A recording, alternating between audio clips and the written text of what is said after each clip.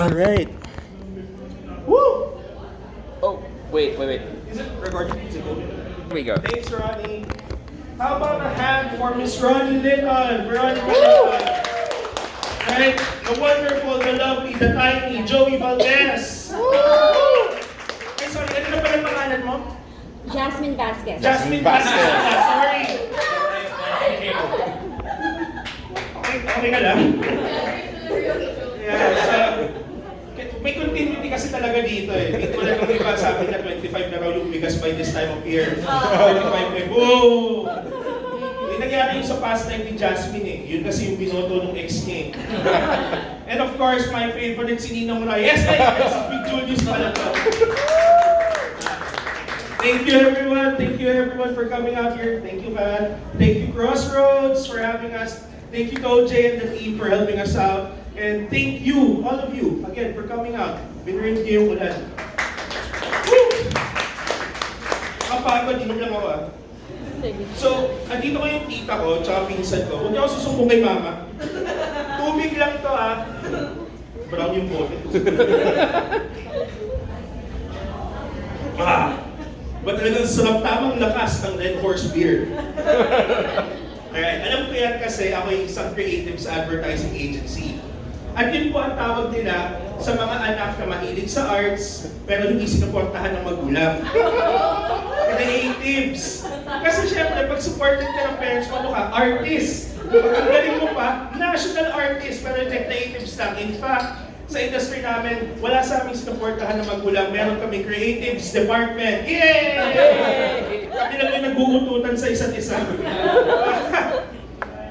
Alam niyo guys, hindi talaga hindi madaling maging creative eh. Pero alam niyo kung anong mas mahirap? Wrestling. Actually, let me joke off Ronnie's jokes a little bit. Sa totoo lang, I am also a wrestling fan. Tapos pag narinig ng tao yun, lagi na sinasabi sa akin, "Wow, talaga raw, wrestling fan ka? Di mo ba alam na fake yun?" I've been a fan for 20 years. Hindi na ako nai-insulto ng tanong eh. Wait lang guys sorry. Sabi, ano eh. That guy's Kuya Rami. That's my TikTok persona. Wait lang. You're here for Ram Roman. I really do like this hair. Pero yan, so yung wrestling na sabi na, yung mo ba fake yung wrestling? And hindi mo na insulto yun. I know it's predetermined. Ang nakakasakit ng damdamin ko is kung gano'n sila kasincere magtanong, alam mo ba fake yung wrestling? Oo, hindi ako tanga. Tingin mo ba bobo mo? Lahat sila naglalaban para sa belt. Ano suot nila? Brief? Ano, mahilig ka ba sa wrestling? Kasi escape siya from reality. Alam niyo guys, ang mundo, komplikado, maraming pangyayari.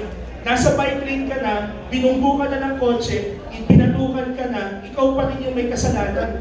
Ang komplikado. Sa wrestling, hindi. Sa wrestling lahat, isa-settle sa ring. Makita mo, kunyari, bro, your team is mixed, right? Kunyari ka lang, may nakita ka, kinikisan yung girlfriend mo. Sabi mo, "Hoy bro, ba't mo kinikisan yung girlfriend ko?" Hindi tama yan ah. Magtutuos tayo sa wrestling ring. At syempre, kung sino manalo, sa kanya magpupunta yung girlfriend ng ano. Diba? Ganun kasimple. Tapos meron pa, ito sobrang intense. Back in the 2000s, nagkaroon silang wrestling match for the control of the WWE. Now, ang WWE, hindi lang naman wrestling company eh. It's a publicly traded company back then worth millions of dollars. Traded po sa New York Stock Exchange. That's the kind of company we're talking about. Pero, sabi nila, "Rich man, hindi ko gusto kung paano ka magpatakbo ng wrestling company. Sa tingin ko, kupal ka. So maglalaban tayo sa wrestling ring." Ganun ba, Steve Austin? Sige, maglalaban tayo sa Hell in a Cell. And kung sino makakuha ng 1, 2, 3 sa kanya yung kumpanya. Tita Manis, di ba? Okay ba yun? Pwede ba yun? Pero hindi di ba sa GE, pwede ba yun? Maglalaban sila ng wrestling. Siya na yung presidente ng GE. Weird, di ba? Kaya gusto ko yung wrestling, simpleng escape lang siya sa buhay. Kasi minsan guys, kailangan ko talaga ng escape sa buhay.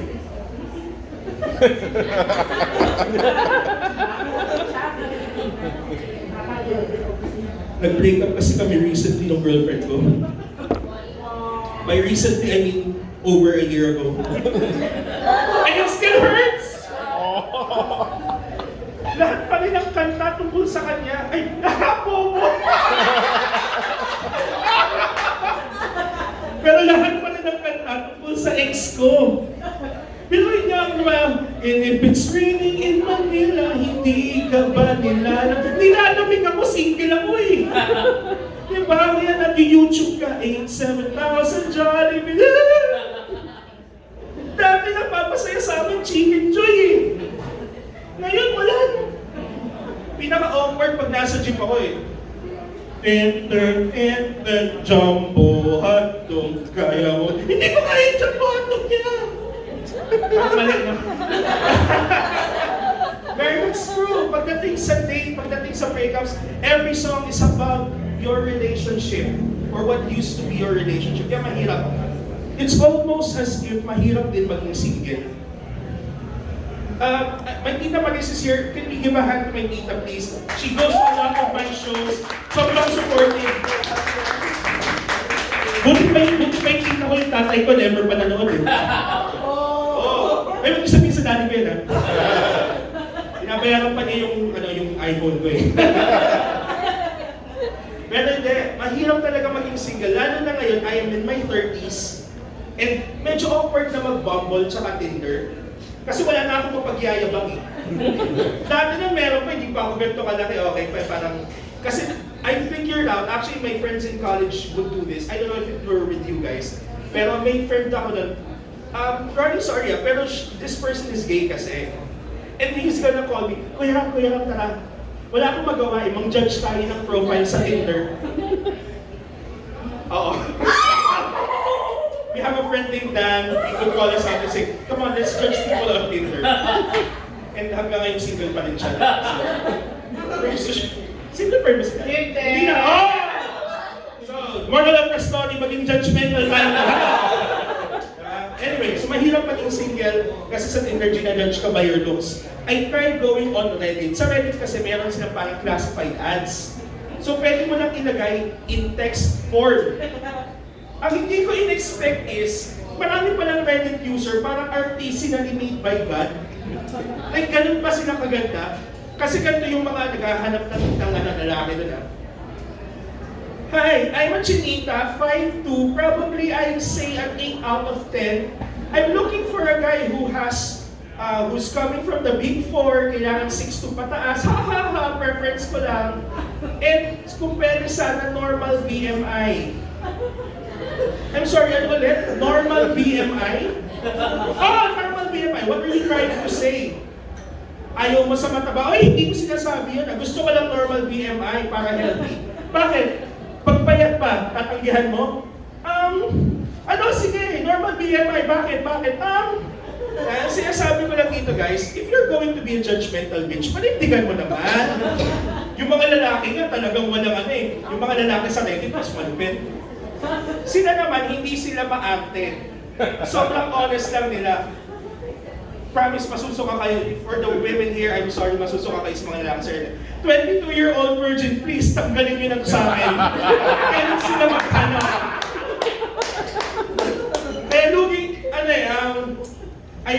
I kind of laugh at Mary, this is kind of sad, no? Women have all the power in online dating, pero ang mga lalaki kasi kaya mag-CR mag-isa. So, it's a give and take, pero lugi pa rin yung girls. Hirap maging single, so I'm trying to say, uy, nalaglag yung ko. Nalaglag yung aking, wala nalaglag. I'm doing this all off the top of my head. So, alam niyo yung nakakatuwa? Well, ako nakakatuwa. No, noontime shows are very fun. Yung tatay ko sobrang medyo rocky kasi yung relationship namin growing up. Pero dahil lumaki ako with noontime shows, it gives us something to talk about. Lalo na nung nagkadramahan yung lumipat yung EVJ to Channel 5. Oh, grabe. Parang lahat ng repressed daddy issues ko na-solve nun. Kasi everything, uy, Dad, narinig mo ba? 30 million na raw yung utang sa TVJ. O nga anak, tangina talaga yung mga halusos na yun. Pero, time show kasi, kung foreigner ka, sa tingin mo, ano kayang ginagawa ng Pinoy? Liban sa pagkanta at pagsayaw. Kasi lahat sila yun ang ginagawa. Ay, bossing, ako po si Tony Pet de la Cruz. Ako po yung isang engineer. Excited na po ako maglaro ng laban ng bawi. Ganun ba, Tony Pet? May talent ka ba para sa akin? And now, my time has come. And I will face my final chapter. Okay, di ba? Kaso okay yun eh. At least yun si Tony Pet marunong kumanta. E paano si Jasmine Vasquez?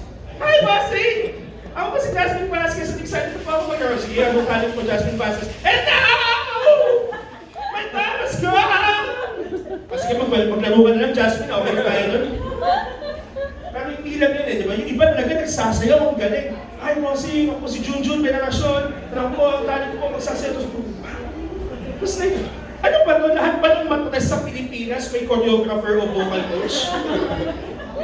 Parang yung mom ko ata hindi nagkaano eh. Yung mom ko ata walang pondo, nagbuntis siya sa akin. Comedy lang kaya mong gawin eh. Ay, si tita tumata, ate kasi ng mom ko si tita. Pero, may ginawa silang bago ngayon. Ngayon yung mga contestant, although kumakanta pa rin, okay lang. Ay, before, nagbibigay sila ng mga kasabihan. Nakita niyo na ba to yung parang and I believe cheaters never die. Prosper bakla. Ay, prosper! And I thank you! May mga ganun sila eh. Tapos of course sa TVJ, syempre, kailangan nilang kopyahin yun. Ako po, bossing, naniniwala po sa kasabihan na pag may tsaga, may nilaga. Pag may nilaga, masarap ang ulam. At pag masarap ang ulam, mahal ka ng pamilya mo. Woo! Naisip ko lang, paano kaya kung ano yun? I mean, I'm sure nire-review nila lahat ng mga kasabihan na to. Kasi paano kung makakuha ka ng weirdo?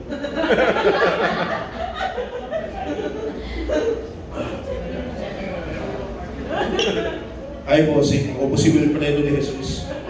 Naniniwala po ako sa kasabihan na ang babae dapat sa kusina lang. Ako, hindi na rin sila pwede mag-air for 12 days, di ba? Oo. Kaya dapat talaga na iniisip yung mga ganyan. Pero okay na rin, kasi naisip ko, what if mag-showcase sila ng ibang talent? Paano ka na lang? Ay, bossing, ako, thank you po, ako po si Ram. Sobrang excited po akong maming kayo. Alam niyo, lumaki ako na ganun ba, Ram? Sige nga, anong talent po? Acting po! Acting! Sige nga, Ram, acting ka nga. Okay po.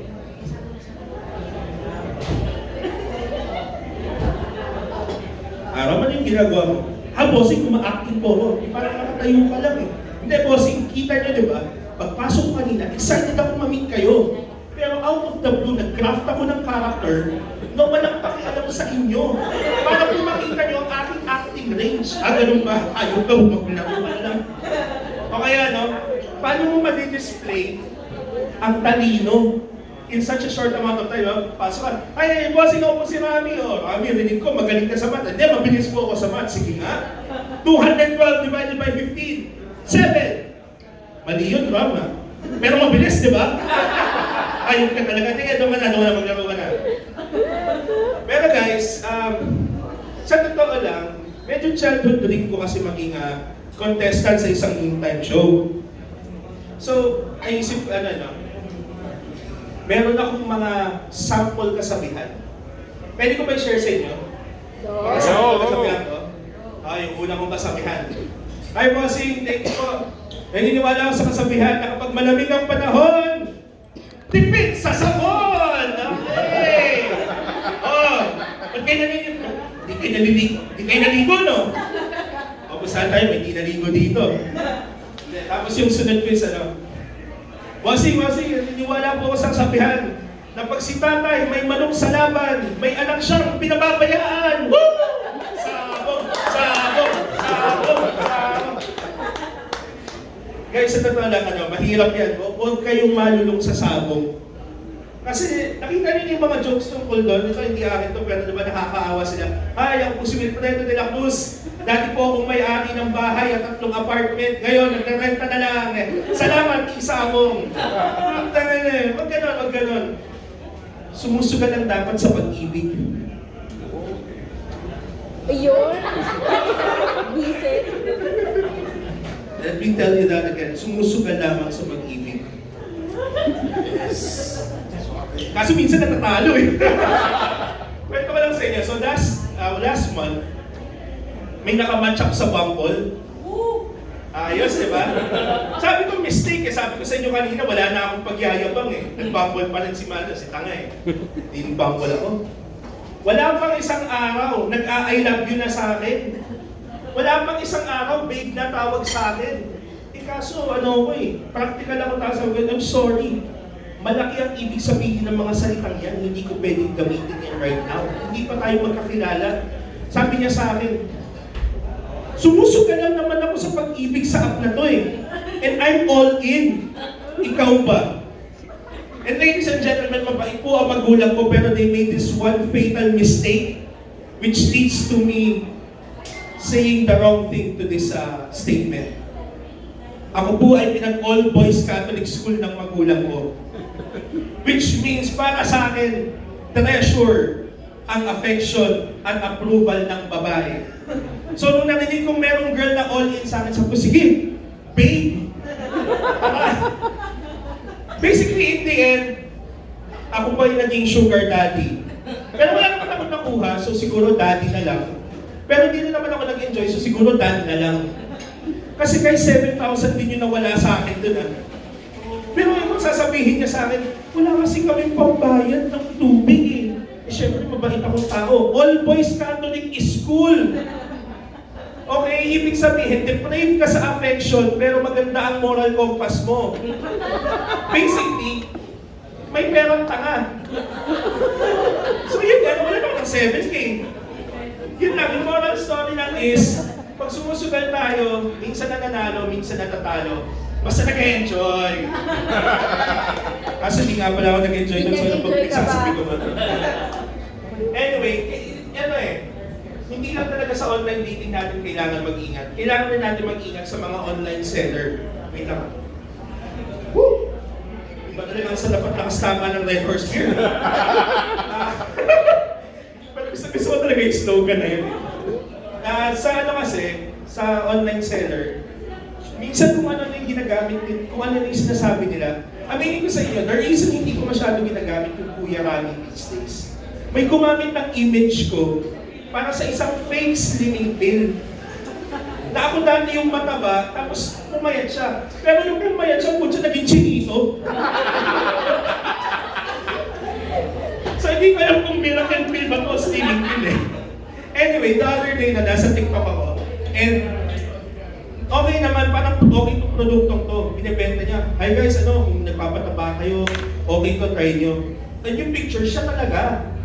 Payat siya nung 3 months ago, tumaba siya nung kahapon. Basta ganon, before, after. Ang problem ko lang is, yung produkto niya, vitamin C. Hindi ko alam guys, alam ko lahat tayo uminom ng vitamin C para iwas sakit, pero at best bilang pangpataba, hindi siya gumagana. Kasi pag nag-overdose ka ng vitamin C, pwede ka magka-diarrhea. So yun, basically, mag-isip lang tayo, maging matalino tayo. Alam niyo kung kailan kayo dapat rin talaga maging matalino? Yung sa mga sa mga nagre-review, yung mga food vlogger kasi minsan mga walang ano yan eh. Yung mga food vlogger, merong mga matino, pero yung iba wala naman talagang moral compass. Sabihin na, uy, ang sarap-sarap sa restaurant dito, ang ganda-ganda ng ambience, part ka ng nature. Oh, part ka talaga ng nature, yung plato mo kalahati langaw. Diba? Good, sarap-sarap talaga ng food. Bakit? Eh, yung meatball mo, tuyo-tuyo na. I love pizza, tapos yung topping cheese. Wala man ng tomato sauce, cheese. Diba? Pero ang sarap-sarap daw. Ang kailangan, guys, ito naman siguro, matatalino naman kayong mga nandito eh. So hopefully hindi ito para sa inyo. Pero kung may kaibigan kayong ganito, sila na yung sabihan nyo. Pag nagpupunta po kayo sa Lazada or sa Shopee, tignan nyo naman na maigi yung review. Kasi yung ibang review, walang natutulungan. Yung ibang copy-paste eh. I really love this product. More power to this slimming pill na binibili mo sa patos. O kaya yung favorite ko, ito naman, from the heart, tunay na review. Pero ang review niya kasi, ang bait-bait po nung seller, nagre-reply siya agad. Yung rider po, hindi masungit. Well-packed yung aming item. Gusto kong bumili ng laptop eh. Anong ibig sabihin nito? Diba? pag-isipan talaga natin yan. Guys, hindi ko lang pinapapansin nyo, pero I'm really giving you guys a lot of life lessons, you know. A lot of things to consider. But consider practical uses. Kasi mabait akong tao. Kita niyo, umiinom ako ng beer, nagbibigay ako ng advice. Mabait akong tao because alcohol brings out the real you. And the real me is a good person. Guys, one time, I came up from an event, hindi ganito kasi ganito ko medyo controlled pa ako, nagpo-perform ako Then I came from a party. This party saw me drinking 8 shots of tequila, 5 bottles of beer, unknown amounts of Johnny Walker. So talagang pag-uwi ko, yung kaliwa at kanan ko, iisa na lang. Pero pagkita ko, makalat yung table. So sabi ko, aba, hindi pwede to Okay. Maghuhugas muna ako. And to be fair, yung nanay ko nagulat, sabi niya, ba't ang linis ng kusina pag-gising niya sa umaga? Pero baka hindi kayo naniniwala, itong ba't meron naman yan, ma'am Hanapin niyo yung mga grab ride ko. Kasi may mga grab ride ako, Kuya, natanggap mo na ba si Jesus Christ sa buhay mo? Totoong story yun Di ko alam kung natanggap niya si Jesus Christ sa buhay niya, pero sabi nga nila, ma-introduce mo lang isa step forward na. So, feeling ko talaga mabuti akong tao. Pero mabuti kasi akong tao dahil nga ako ay isang kuya. Hindi po yung joke. Kuya Rami is not just a persona, I am an actual big brother. I am the eldest brother. Sino dito ang panganay? May mga panganay, Joey, your panganay, tita ko panganay, bro, Mix, your panganay. Ang panganay dapat, and tita, because you're a parent, note na lang din to, kailangan may panganay premium sa pamana. Okay? Kailangan ang panganay may premium pag nag-divide na ng assets ang magulang. Kasi ang panganay ang experimental baby. Okay? Yes. Oh, si mami strict kay panganay, nagrebelde. So mabait na siya ngayon kay pangalawa, di ba? Experimental baby Pero bilang panganay, I have to make sure na nakikita ng mga kapatid ko kung ano yung maganda at hindi ko magandang ginagawa. Para lang meron silang magandang sense kung ano ang totoo at hindi. Parang pag narinig nila, huwag kang magbubulakbol tulad ng kuya mo Alam nila kung ano yung tsura ng bulakbol. Alam nila kung bakit ako nagbulakbol. O kaya sabihin nila, mag-aral ka mabuti para maka-perfect ka ng exam tulad ng kuya mo Pwede nila ako lapitan para malaman paano maka-perfect mag-exam. Bilang panganay, ano ang gagawin ko? Kinukumpara ako sa tao sa TV. Makita ng tatay ko, Anong ginagawa mo? Naglalaro po. Anak, 7 years old ka na Baka it's time na tama na yung paglalaro at mag-focus ka sa pag-aaral. Talaga po ba na? Anak, tignan mo yung bata sa TV. 10 years old pa lang, college graduate na. Ikaw, anong ginawa mo sa buhay mo? Wala. Kaya kung mawasaya lang, pag-aaral ka na. At sa totoo lang, nakinig naman ako sa tatay ko. Kasi my college friends can attest to this. I graduated from college after 11 years. So talaga nag-aral po ako. Thank you. Ang mga parents kasi natin, they all mean well, pero they can only show you the love they receive. And minsan, it's not the best. Kaya imagine mo na lang kung ang parents mo, ang boses sa Waze. Diba? Anak, in 100 meters, turn left turn left. Anak, 20 meters na lang, please turn left. Anak, 10 meters, turn left na. Anak, sige. Ganyan ka pala Alam mo naman lahat, di ba?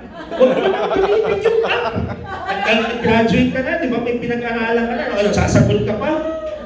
Pero at least yun yung tatay mo, straightforward kahit papano. Huwag mo na siyang kulitin. Yung nanay mo kasi medyo medyo gut punch Kasi nabawa siya yung sa waist. Anak, yung seatbelt mo, huwag mong kakalimutan. Okay, in 100 meters, turn right. In 50 meters, anak don't forget, turn right, traffic yan. In 20 meters, turn right. In 10 meters, in 5 meters, hindi ka nag-turn right. So, iiwan mo na rin ako. Sige, iiwan mo na rin ako tulad ng tatay mo. Wala na pala akong silbi sa bahay na to eh. Ganun eh, no? Medyo intense yung mga mom. Pero sa totoo lang, kung madrama sila like that, minsan intense sila magalit. Sino dito strict yung parents growing up? Meron po ba strict yung parents growing up? Wala? All of us here, di ba? So alam nyo ang sinasabi ko, parents can, sorry tita, pero maybe, hindi ka kasama dito, tita, mali pala ako, hindi ka kasama dito. Pero ang mga parents kasi, nagiging movie villains. Di ba? Magsisimula yan yung mga yung mga psychopath, parang si Hannibal Lecter. Yung sisermonan ka, yung kakausapin ka habang pinapalo ka. O anak, bumagsak ka na naman sa exam. Di ba pinag-usapan na natin ito last quarter, tapos makuha na yung sinturon. Alam mo na ibig sabihin ito you fail by 5 points, you get hit 5 times. Diba? Yan. I-explain na niya sa'yo. Meron din yung mga slasher, yung mga hindi mo alam, pero papaluin ka na lang. Sarap paglaro! Sarap paglaro! Sarap paglaro! Kamay ko! Aray! Yan kasi wala ka na alam gawin, hindi maglaro. Dapat nag-aaral ka, kaya ka bumagsak sa man. Pero yung pinaka-common, kung hindi nyo naranasan itong mga ito, ang pinaka-common is yung mga monster talaga. Yung mga werewolf. Yung unti-unting nagbabago. Mami, gusto ko na laruan! Mami, gusto ko na laruan! Anak, tama na! Mami, gusto ko na laruan! Please, gusto ko na laruan! Anak, tama na! Mami, gusto ko na laruan! Anak! Ano mo nasabi? Hindi ka titigil? Bibigyan kita sa batong mataba, yung kuya namin. Walang damay doon. Okay ba? Sa tanda, hindi naman ako ginanon ng nanay. Wala namang kuya namin nung security guard pag walang mataba. Hirap din ang buhay siguro ng security guard. Gusto lang nila magsilbi, maging mabuting tao. Siguro nangarap silang hero sila. Tapos lahat ng bata taon, kukunin naman yung mamang yan pag nag-hero ko. Yun talaga. So, by the way, again, thank you to everyone for being here. Thank you to our performers kanina. Thank you to Crossroads Makati for having us. Gusto ko itong Crossroads na to eh. Kasi may bar sa harap, chill space dito sa loob. Tapos pag pinuntahan niyo yung Facebook page nila, kung ano-ano meron. May trivia night, di ba? There's a little bit of something for everyone. Pero itong bar na to, itong place na to, kung gusto nila ng mas magandang review, kailangan nila ng mas maraming bidet. Kailangan nila ng bidet. Actually, may bidet dito eh. Kaso itim din, hindi nila nakikita. Kailangan yung bidet kita, yung silver na silver, kung pwede kang gold eh. Tapos kailangan 3 speed. So, ano ba problema mo? Bakit nga ba pinopoint out mo yung bidet? Actually, hindi naman po ako yung may point ng bidet.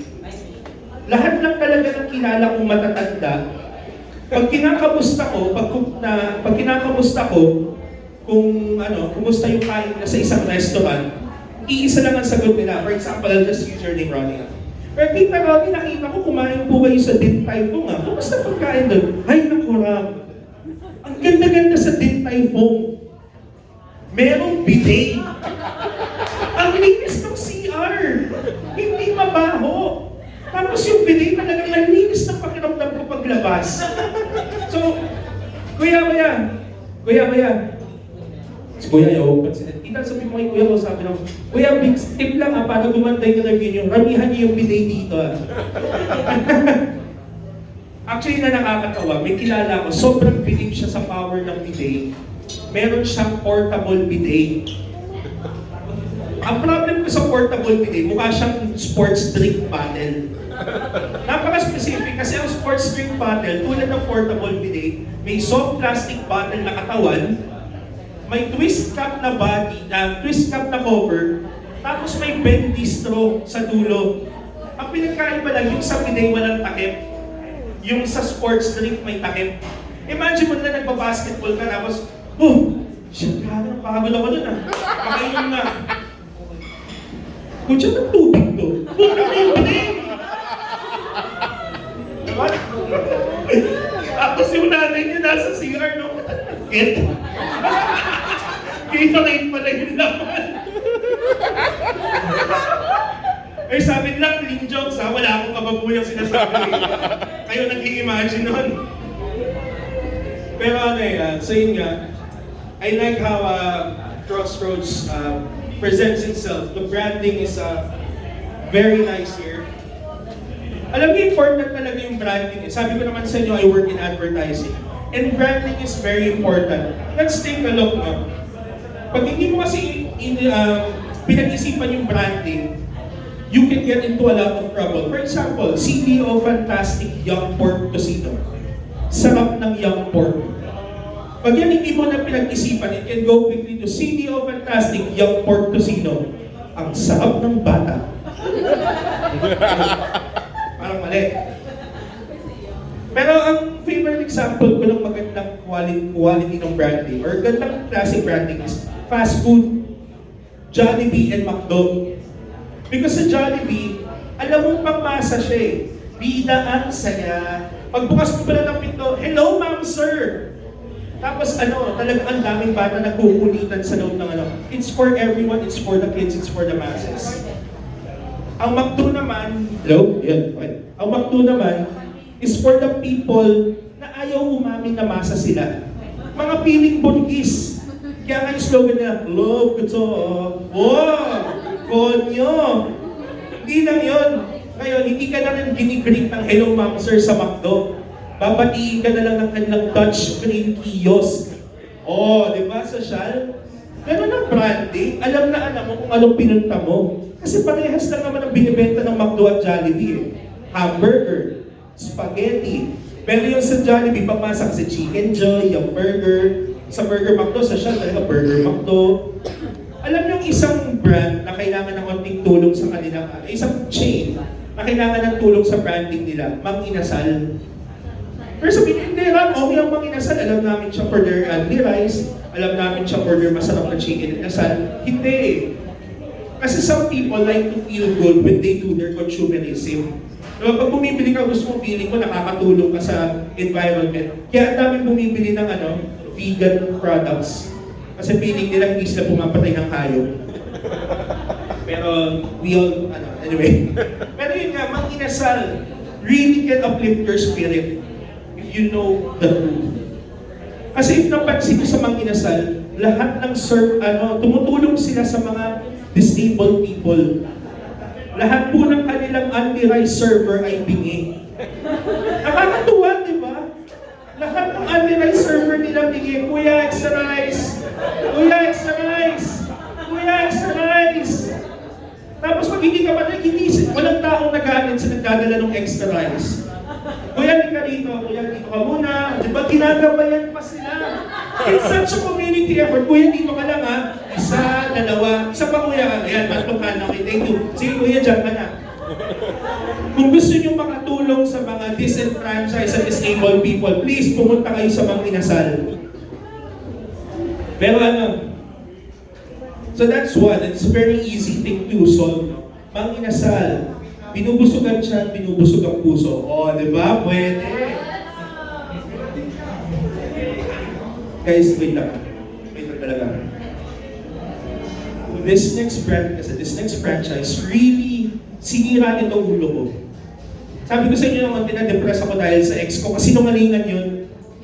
Yung pogi kong to, walang nasasaktan tulad ko. Walang girls na nakakasakit sa puso ko kasi puso ko bato. Pero may nakakasira ng bait ko. Kasi nga advertising person ako, I like branding and stuff like that. Pero paano kung iba-brand ang KFC? KFC, ano problem ko sa KFC? Una sa lahat, KFC is a great fried chicken spot. Pero bakit pag binuksan mo yung pinto ng restaurant, hindi amoy fried chicken? Amoy mop. In fact, I think yung amoy ng mop na yun, nakaka-apekto na sa service. Kasi dalawa lang ang klase ng KFC. It's either galit sila na nandun ka at nandun sila kasi nga amoy mop. or dinidistract nila ang sarili nila gamit ng chismis. So either way, hindi ka makakuha ng good service kasi amoy map. Oo. Pero what else do we know about KFC? Kasi they can lean on something else, di ba? KFC has amazing gravy. Yes. Di ba? Sarap ng gravy ng KFC. In fact, hindi na lang siya nilalagay sa chicken, nilalagay siya sa mashed potato. Guys, gumawa sila ng walang kwentang inventong pagkain, the famous bowl, which is mashed potato, chicken popcorn, corn, and cheese, para lang patungan ng gravy. Ang hindi naisip ng KFC, masiba ang Pinoy. Kasi naglagay sila ng anti na gravy pump. Akala nila gagawin natin sa usawan eh. Jokes on yung KFC, sasabawin natin. In fact, sa college kami, ang joke nga is, anong ulam mo sa gravy mo? Kanin? Promise, sobrang tipid na milyon. Bili ka lang ng kanin sa KFC. Okay na yung gravy. So imagine nyo, di ba? Parang in my head, okay, how do I solve this? No? Maybe I can lean on the gravy more. Kaso nasira nga yung pump eh. Maybe I can just go back to the fried chicken, just focus on delivery. Kaso some people want to eat at the restaurant, away map. And so the great minds at KFC headquarters did something I never imagined. Naglabas sila ng bagong product. Yung bagong product na to, unsweetened iced tea. Can you imagine the thought process, guys? Rinig ko medyo bumaba pa sales natin. Ako nga sir eh. Wait lang ha. Shit, ang sarap ng iced tea natin, no? Oo nga sir eh. Ang tamis. What if gawin natin unsweetened yung iced tea? Sir, hindi, pag-uusapan nila yun. Malilimutan nilang amoy map yung restaurant. Pero hindi, ganun talaga ka ba? And you know, I'm really happy na every time I do this joke, people get it. Ibig sabihin, there is a problem with KFC. I like it so much. Kukunin ko yung clip na ito mamaya, ilalagay ko sa TikTok. Please tulungan niyo kung gawin natin viral. Tulungan naman natin yung KFC. Woo! KFC! Kasi ginuhin niyo, ano yun, dating slogan nila, it's finger licking good. Ngayon, it's finger covering smell. Pero ano, so I work in advertising and my job, yun nga, I write for a living. Nag-shift ako from BS Biology kasi wala naman nagsabi sa akin kailangan ng math sa BS Biology. Math is such a traumatic subject na even though I've graduated from college like what, 4 or 5 years from now, napapanaginipan ko pa rin yung pagbagsak ko. May gigising ako, hindi ako mag-graduate, paano na yung diploma ko? Paano na yung diploma ko? Tapos kakatawin ako ng mom ko, anak, okay ka lang. Ma, hindi ako makakagraduate, bagsak ako sa Math 11, Anak, nagtatrabaho ka na eh. Totoo. Pero imagine mo, no? Yung takot ka sa math, so trigonometry, hindi ka lang in-answer. Paano kung bobo ka sa English? Subject verb agreement! Ano yun? Past tense, ano yun? Alright guys, are you having fun so far? Okay naman? Alright, I'm about to wind down. So, I used to do a joke about being a gym addict. Kaso medyo, lumaki ako din ng konti. Pero, para sa inyo, let's bring it out, gym addict. Kasi I really do like lifting weights. Tapos one time, nagkalampagan sa gym. May home gym kasi kami. Sabi ng mom ko, anak, grabe naman, na-addict ka na sa gym, nagwawala ka na. Sabi ko, mom naman, grabe, addict sa gym. Birds naman, mom. Hindi naman ako lumapit sa inyo na, Ma, may protein ka ba dyan? Protein lang. Hindi naman ako lumapit sa ibang tao na, baka naman may pwede kang i-curl dyan. Nananamig na ako, i-curl lang para ma-warm yung muscles ko. Hindi. Pero sa totoo lang, nung nagbubuhat na ako these days, dahil nga heartbroken ako, for performance reasons lang, hindi talaga na heartbroken. Dahil malungkot ako, nakakahiya mag-gym, kaya ako tumigil. Imagine, nagbubuhat ako, pero umiiyak ako habang nakikinig kay Taylor Swift. Imagine nyo, nagsasquats ako, please don't be in love with someone.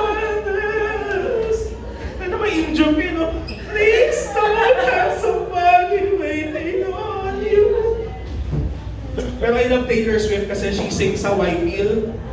Kaya feeling ko hindi siya tao. Kasi bakit ang daming tao nakakarinig kay Taylor Swift masyado? Right? Anong cheat code niya? Last na lang to, no? Napansin ko lang sa internet, sino dito nagpupunta pa rin sa comment section? Ronnie, do you still check out comment section? Of course. Alright. Yes, si Joey, kayo here. Nagtitingin pa rin kayo ng comments. Sakit sa puso, no? parang ano eh, kung hindi lang hindi na lang magkaka-cancel ka na pag nandun ka sa comment section. Napansin ko sa comment section, there's 3 types of people, well, depending, pero in general. When you're listening to a music video, there's always someone na, ang ganda ng kantang to, check yung channel namin, we covered this, Voice Avenue, YouTube at Voice Avenue. Lagi may ganon. Tapos meron naman, pag yung laging ninenegate yung post, parang recently si Vice ganda, may sinabihang contestant sa Showtime. Sabi ni Vice, kuya naman, grabe naman. Yung kuya kasi may anak, pito yung anak niya. Wala siyang trabaho. Sabi ni Vice ganda, grabe, kuya next time, or pag-isipan mo naman bago ka mag-anak. Kasi paano mo susuportahan yung mga bata? May nag-comment ang saya-saya na dapat maraming kapatid. Kami nga, 5 lang yung magkakapatid, hindi na kami nagkikita-kita eh. Yung isa nasa Cebu, yung isa nasa Mindanao, yung isa nasa Heaven. Sana niramihan pa ng parents namin yung kapatid namin, di ba? Ay, hindi mo na-gets yung point eh. Tapos meron pa yung isa yung lagi na lang lahat nire-relate. Kaya nakakita siya, si Manny Pacquiao kasi for all his faults, I do like his new project, which is susubukan daw niyang makakuha ng gold sa Olympics. Which is cool, di ba? I don't mind, problematic minsan si Manny Pacquiao, pero for him to bring gold in boxing in the Olympics is very poetic. At the very least, makukwento natin yun. So may nag-comment, grabe talaga si Manny Pacquiao, idol na idol ko to eh. Grabe nanggaling siya sa hirap, ganun siya dati, boksingero ngayon. Ako nga dati may bahay, tapos nagre-renta na lang ngayon eh. Salamat na kayo, isa po. Anyway guys, I've been Kuya Rami. I hope you had fun. Thanks so much. Please stay. Be merry. Have fun. Thank you.